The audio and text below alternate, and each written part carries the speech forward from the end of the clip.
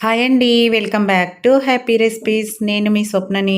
ఈరోజు వీడియోలో ఒక మంచి కొత్త రెసిపీ చూపిస్తున్నానండి. చాలా బావుంటుంది.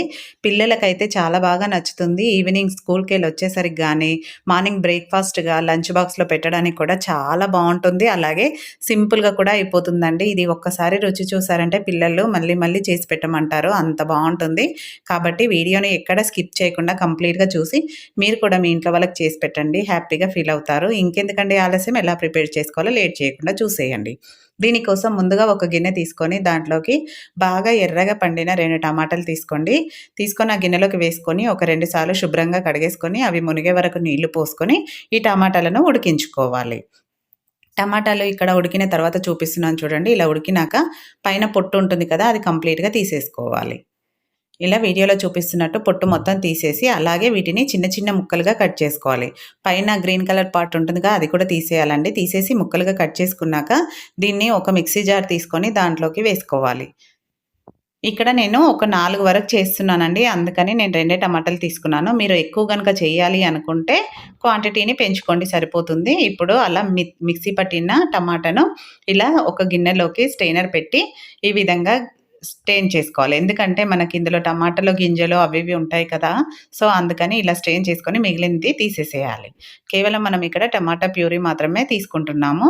దీంట్లో ఒక హాఫ్ టీ స్పూన్ వాము వేసుకొని రుచికి సరిపడా ఉప్పు వేసుకోవాలి. మీరు కావాలంటే దీంట్లో కొంచెం మిరియాల పొడి కూడా వేసుకోవచ్చు.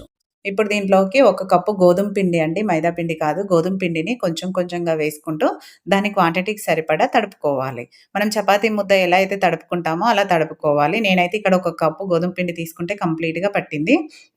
ఇలా చపాతీ ముద్దలాగా కొంచెం సాఫ్ట్‌గా కలిపి పెట్టుకోవాలి. ఇప్పుడు దీనిపైన మూత పెట్టేసి పక్కన పెట్టేసుకోవాలి. ఒక 15 నిమిషాలు పక్కన పెట్టేసుకొని, 15 నిమిషాల తర్వాత పిండి కొంచెం నాని ఉంటుంది కదా! ఇప్పుడు తీసుకొని ఒక 2 నిమిషాల పాటు బాగా మడదన చేసుకోవాలి. ఇలా చేయడం వల్ల మనకు చపాతీ పొరలు పొరలుగా చాలా సాఫ్ట్‌గా వస్తుంది.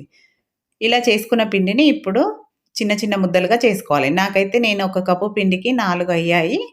ఇలా 4 రౌండ్ బాల్స్ లాగా చేసేసుకొని, ఇలా ఒకటైతే తీసేసుకొని మిగతా దానిపైన తడారిపోకుండా మూత పెట్టేసుకొని, ఇప్పుడు దాన్ని చపాతీలాగా తాల్చుకోవాలి. పొడిపిండి అద్దుకుంటూ మనం చపాతీ ఎలా అయితే తాల్చుకుంటామో ఆ విధంగా తాల్చుకోవాలి. చూడండి ఇలా వీడియోలో చూపిస్తున్నట్టు పొడిపిండి వేసుకుంటూ మనకెంతవరకు వస్తే అంతవరకు తాల్చుకున్నాక ఇప్పుడు మెయిన్ అండి దీన్ని కొంచెం జాగ్రత్తగా చూడండి. ఇలా చేస్తేనే మనకు పర్ఫెక్ట్‌గా వస్తాయి. దీనిపైన ఆయిల్ కంప్లీట్‌గా అప్లై చేయాలి. వీడియోలో చూపిస్తున్నట్టు దానిపైన పొడిపిండి వేసుకొని చాక్‌తో ఇలా కట్ చేసుకోవాలి. ఇలా నేను వీడియోలో ఎలా కట్ చేస్తున్నానో ఆ విధంగానే కట్ చేసుకోవాలండి. ఇలా 4 భాగాలుగా కట్ చేసుకున్నాక ఇలా వీడియోలో చూపిస్తున్నట్టు ఫోల్డ్ చేసుకోవాలి. ఇలా ఫోల్డ్ చేసుకొని చేయడం వల్ల చపాతీ అనేది మనకు పొరలు పొరలుగా పొంగుతూ పర్ఫెక్ట్‌గా వస్తుంది. ఇప్పుడు దీన్ని మధ్యలోకి మలుచుకోవాలి. ఇలా చేస్తే మనకు చపాతీ అనేది పొరలు పొరలుగా చాలా బావుంటుంది. అలాగే పొంగడం గూడా బాగా పొంగుతుంది. ఇప్పుడు దీనిని పొడిపిండి వేసుకొని మనము దీన్ని రౌండ్‌గా తాల్చొద్దండి. పొడుగ్గా తాల్చుకోవాలి.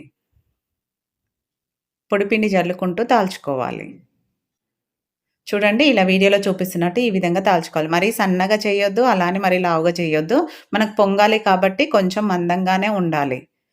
మీరు అవసరం లేదు పొంగడము అనుకుంటే సన్నగా తాల్చుకోండి. ఇలా కొంచెం పొంగడానికి తాల్చుకుంటేనే మనకు చేసుకునేది టేస్టీగా చాలా బావుంటుంది సాఫ్ట్‌గా.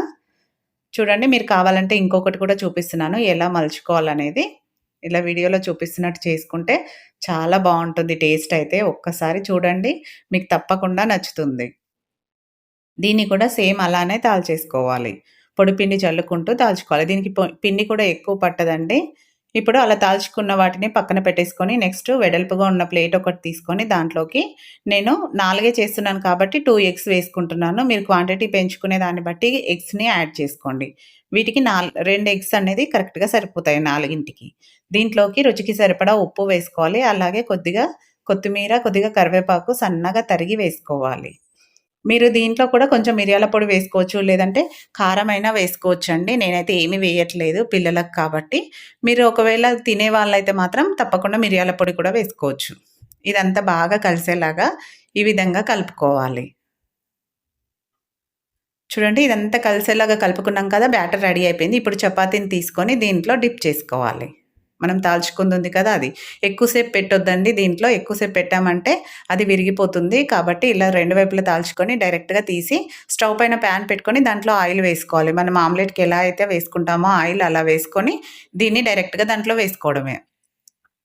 ఈ కరివేపాకు, కొత్తిమీర అనేది దానికి పట్టదు కాబట్టి నేనిలా వేసుకున్నాను. ఇలా వేసుకుంటేనే దానికి పడుతుంది. కాబట్టి చూడండి ఇలా పొంగుతూ చాలా బావుంటుంది. ఒకవైపు కాలినాక రెండో వైపు వేసుకొని మీడియం ఫ్లేమ్‌లోనే కాల్చుకోవాలి. అక్కడ కూడా కొంచెం కొత్తిమీర, కరివేపాకు వేసుకొని 2 వైపులా మంచి కలరొచ్చే వరకు లో టు మీడియం ఫ్లేమ్‌లోనే కాల్చుకోవాలి. ఎందుకంటే మనకు చపాతీ పచ్చిగా ఉండొద్దు అంటే కొంచెం స్లోగానే కాల్చుకోవాలి. ఇలా మంచి కలరొచ్చాక తీసి ప్లేట్‌లో వేసుకొని మళ్ళీ ఆయిల్ వేసుకోవాలి దానిపైన.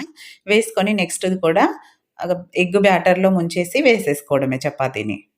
చూడండి చాలా బావుంటాయి. సింపుల్‌గా కూడా అయిపోతాయి. అన్నీ ఇంట్లో ఉన్న వాటితోనే. పిల్లలు స్కూల్ నుంచి వచ్చేసరికి ఇలా చేసి పెట్టారంటే ఒకటికి 4 తింటారు. అలాగే టేస్ట్ అయితే చాలా బావుంటుందండి. పెద్దవాళ్ళు కూడా ఈజీగా తినేస్తారు. డిన్నర్‌లోకి కూడా చాలా బావుంటుంది. డెఫినిట్‌గా ట్రై చేయండి. చూడండి ఎంత సాఫ్ట్‌గా వచ్చాయో. ట్రై చేశాక మీకెలా కుదిరిందో కూడా ఫీడ్‌బ్యాక్ పెట్టండి. అలాగే నచ్చిందా వీడియో? నచ్చితే లైక్ చేయండి, షేర్ చేయండి. సబ్స్క్రైబ్ చేసుకోవడం మాత్రం మర్చిపోకండి. పక్కనే ఉన్న బెల్ సింబల్‌ని కూడా యాక్టివేట్ చేసుకోండి. హైప్ కూడా ఇవ్వడం అస్సలు మర్చిపోకండి. Thank you for watching. మరో మంచి వీడియోతో మళ్ళీ మీట్ అవుదాం.